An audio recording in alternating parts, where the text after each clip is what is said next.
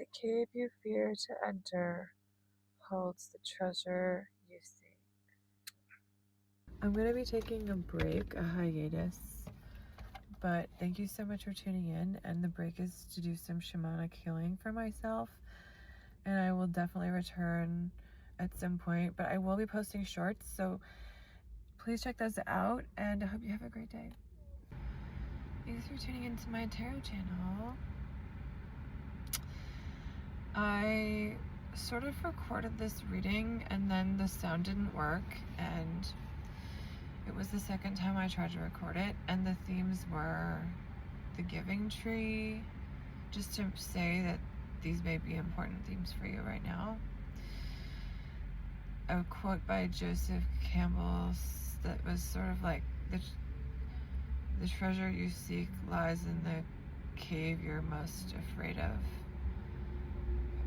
I'm probably misquoting it, but I'll put it somewhere. And another theme of the reading was just the theme of the Bodhisattva, which is the enlightened one who goes on to enlighten others. And those just may be some important things coming up. And I wanted to say that I'm gonna take a break from longer readings, which I really love doing, and the reason is because I think I'm gonna start putting them on Vimeo. I'm not sure how that will work, but it's just sort of like an artistic vlog that is tarot readings, and also thoughts about the tarot readings, and also weird editing of other things, like stories in there as an imagery and video snippets. But it's an art product. But lately I just feel like my energy needs to be focused on some personal shamanic healing, which sounds silly but is true. And this is another thing that was in the reading, just the spirit animal bat. So I was alerted of this fact that I needed to do some inner healing by the bat, because I saw the bat after I read the cave quote about the treasure you seek lies in the cave you're most afraid of. Again, I think I'm paraphrasing it, but it's a Joseph Campbell quote. He's a mythologist. And then obviously bats live in caves, and the bat is a symbol of renewal. And I also think about echolocation, or just how they communicate, it's like a pitch that it relates things to the other bats, and it's high pitched. And bats, I believe, are they blind? Or are they deaf? I'm not sure. Actually, I don't know if either of those are true, but I'm thinking deaf, dumb, and blind. Deaf, dumb, and blind man. Oh, that's from the Pinball song from The Who, which I know that album really well. The deaf, dumb, and blind man shall play a mean pinball. It's from Tommy, actually. The deaf, dumb, and blind man shall play a mean pinball. It's like, Tommy, can you hear me? It's a really great rock musical by The Who. It's just coming to mind. You might want to check it out. And it's empowering, and it's sort of about somebody who, it sounds like, has maybe some autism or is on the spectrum of something and doesn't communicate well, but then he's a pinball wizard. And I just feel like there's something like that with you in your life, where echolocation is also related to whales. Anyway, it's like it's like a pitch that only whales can hear. There's something that is being communicated to you by the greater universe that only you can hear, and it is like a guide map for your healing.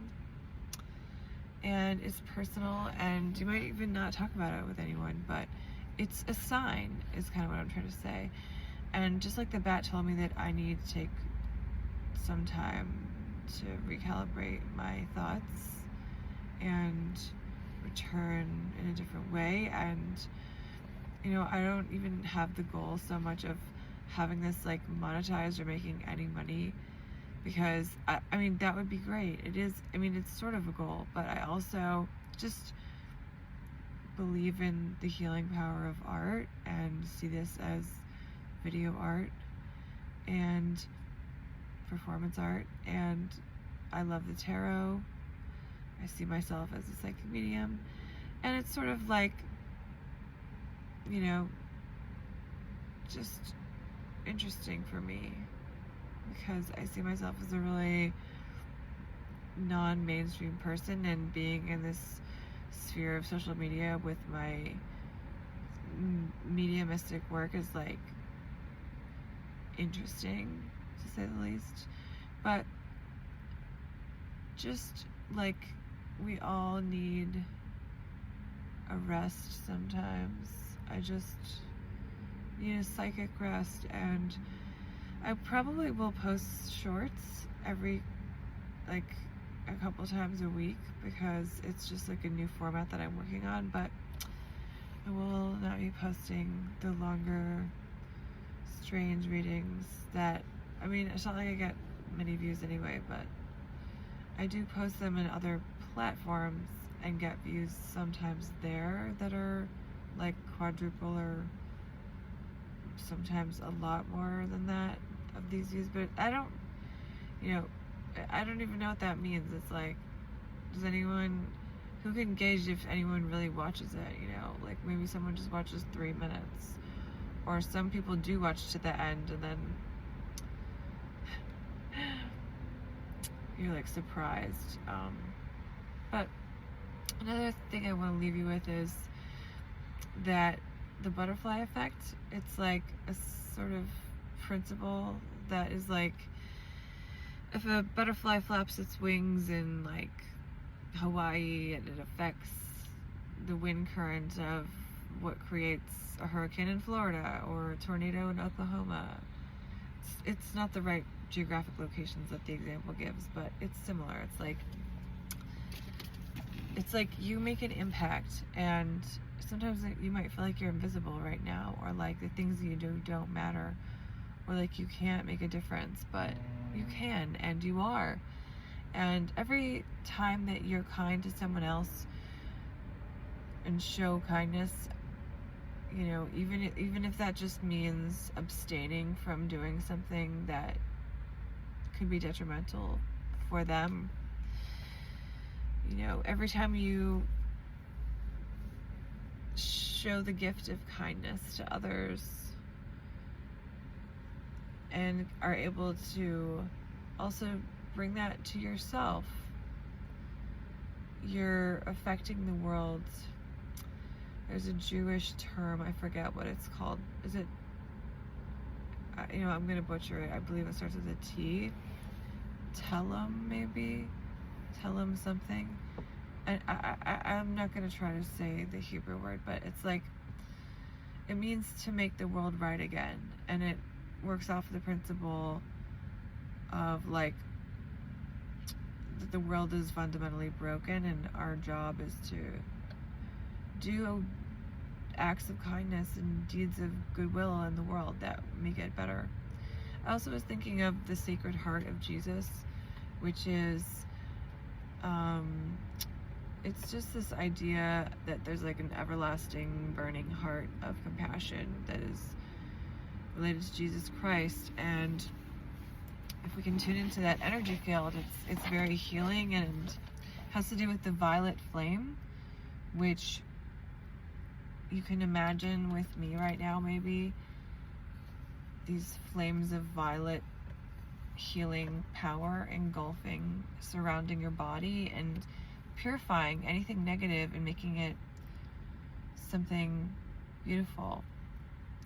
Any negative, painful thoughts, the violet flame is burning up and turning into love and joy and peace.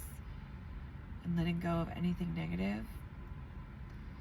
And the Violet Flame, there's a great book written by Claire Prophet, who was a cult leader, but just look beyond that.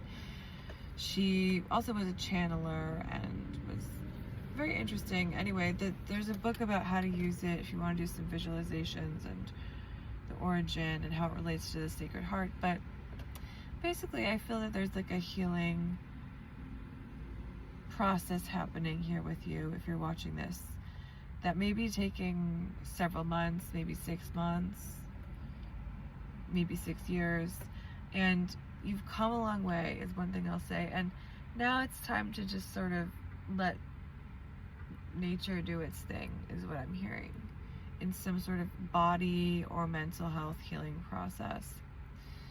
And part of that is allowing ourselves to be vulnerable and be hurt a little bit, actually, so that we can heal those older wounds of older hurts. And the giving tree that I mentioned in the beginning is like just a beautiful analogy. It's about this tree that loves this little boy and gives everything of itself to the little boy. And it's just like you're learning to love that way, but also have boundaries, and to love yourself that way with unconditional love and with the compassion of the Violet Flame, and to go into the world with the hope to make the world right again, to make the world a better place. I was also thinking of the Rumi poem called The Guest House, which you might want to look up, which is about painful and positive feelings coming and going, as if our body, our mind and soul are a guest house. So thank you so much for tuning in to my videos, if you've watched any of these, and I really appreciate your support. And I have several other scheming internet ideas that I want to do, and I appreciate you.